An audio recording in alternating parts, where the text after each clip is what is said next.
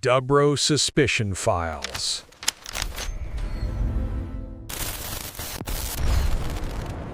So, what if I told you that one of the most powerful healing forces known to medicine is actually a complete illusion? That a fake cure can heal a real illness? Today, we are diving headfirst into the absolutely bizarre and powerful world of the placebo effect. Our story kicks off in an operating room with a guy named J. Bruce Mosley. He's a veteran, and he's dealing with some really awful, debilitating knee pain. He goes in for a standard arthroscopic surgery, and for the next 2 years, his pain is just gone. He can walk again. He's even playing basketball. By every single measure, it was a total medical miracle. But here is the unbelievable twist. The surgeon, who was actually Dr. Mosley himself, he was leading the experiment. He only made the cuts. Yeah, he splashed some saline around, even played a recording of a real surgery to make it sound legit. But the main surgical tool, it never even went inside the knee. Now, this wasn't some random rogue experiment. This was a huge, incredibly well-designed study that was published in the New England Journal of Medicine back in 2002. And this is where our investigation really begins. Okay, so here's how they set it up. They took 180 patients, all with osteoarthritis, and split them into 3 groups. Group 1, they got the full-on, real-deal surgery. Group 2 got a partial procedure, basically just flushing the joint out with saline. And Group 3, they got the complete sham surgery.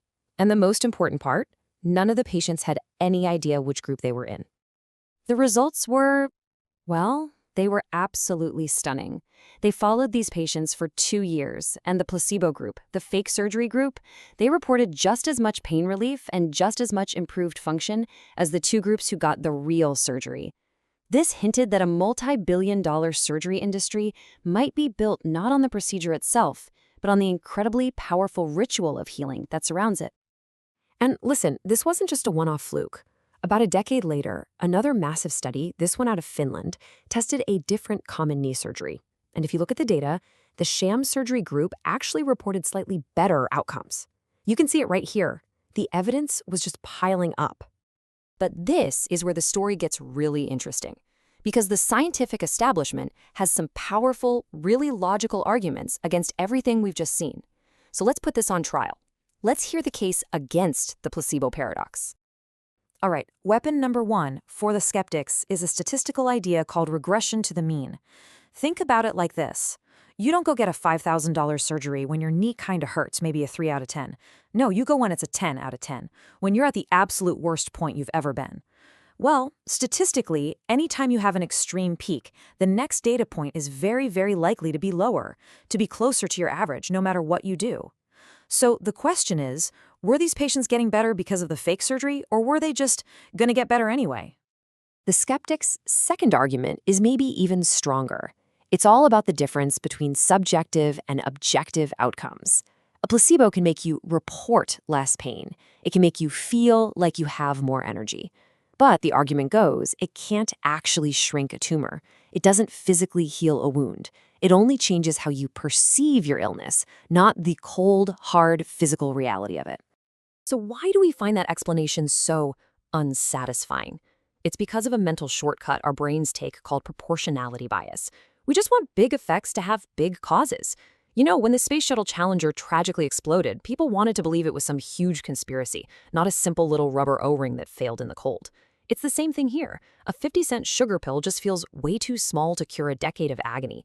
But in invasive, expensive surgery, now that feels like a proportional solution.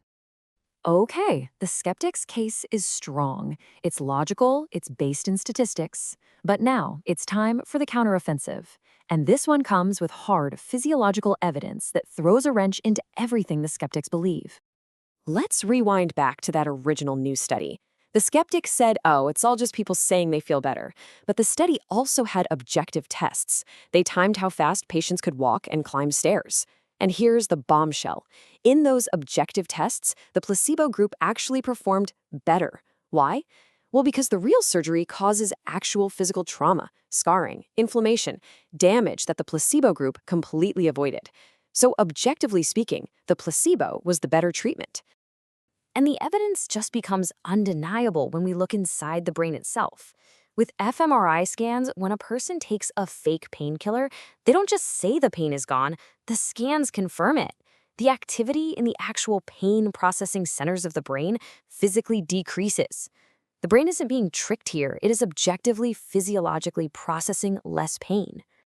And this gets even crazier when you look at Parkinson's disease. This is a degenerative illness caused by a physical lack of a chemical, dopamine. But when patients are given a placebo that they believe is their medicine, PET scans show their brains producing a massive, measurable flood of real dopamine, and their motor skills, measured by doctors, objectively get better. The brain, simply by anticipating a cure, literally starts to cure itself. This brings us to this incredible concept scientists call the inner pharmacy. The placebo effect isn't just some general feel-good vibe. It's a highly specific, targeted response. For pain, your brain releases its own natural opioids. For Parkinson's, it's dopamine. For anxiety, it can tap into the same pathways that Valium uses.